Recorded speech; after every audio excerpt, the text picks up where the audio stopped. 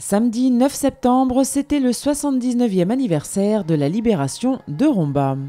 À cette occasion, une cérémonie commémorative a eu lieu au Mémorial américain avec la présence de la municipalité de Romba, l'UNC, le Souvenir français, les membres de la French Militaria Motor Club, ceux de Patton Victory and Liberty Way, ainsi que ceux de Sileni and the Lucky Seven, les porte-drapeaux, les pompiers, la police municipale ainsi que quelques habitants.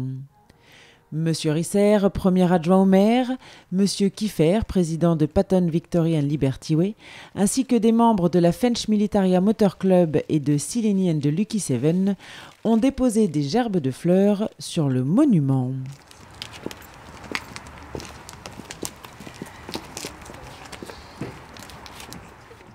Après avoir écouté les hymnes nationaux des États-Unis et de la France, M. Kiffer et M. Risser ont pris la parole pour revenir sur cette triste période et pour souligner l'importance de cette libération et de cette commémoration afin de se souvenir de notre passé et de notre histoire.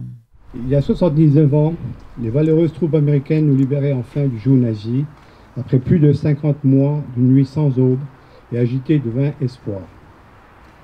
Nous perpétuons depuis le souvenir de cette libération en nous recueillant humblement mais dignement afin de nous souvenir de ce sacrifice qui a dépassé toutes les craintes. 200 000 réfugiés, hommes, femmes et enfants, jetés sur les routes de France, 42 000 jeunes gens condamnés au travail obligatoire, 30 000 enrôlés de force dans l'armée allemande, 11 000 déportés, la plupart d'entre eux parents de réfractaires, de déserteurs ou victimes de dénonciations. Il faut aussi ajouter notre département de la Moselle, arraché de force à la mère patrie et germanisé avec l'obligation pour les Mosellans de se soumettre aux lois allemandes, ce qui entraînera humiliation, brimade, spoliation et séquestration. Voici en quelques mots l'histoire de la libération de notre région. Les Mosellans n'eurent pas la tête à la fête tant ils avaient souffert depuis le début de cette guerre, bien trop occupés à se reconstruire. Ils s'y employèrent cependant avec beaucoup de ténacité, de courage et de fierté. Ils garderont leurs souvenirs en eux et finiront par ne plus en parler pour tenter de reprendre une vie normale et ainsi cicatriser leurs plaies. Le but de notre démarche d'aujourd'hui est de se souvenir encore et encore de cette tragédie qui causa 60 millions de morts. Perpétuons tous ensemble encore longtemps le souvenir de cette libération de 1944 pour montrer à chacun si besoin est que la liberté et la paix sont des biens précieux qu'il faudra maintenir de toutes nos forces. Ça peut paraître désuet, voire suranné, de commémorer un événement de ce type aujourd'hui, où certains considèrent que ce n'est plus d'actualité, mais au contraire, ça a toute sa valeur. 79 ans après, même si les témoins et les acteurs de cette époque, pour beaucoup, ont disparu, il est important de rappeler, de commémorer leurs souvenirs.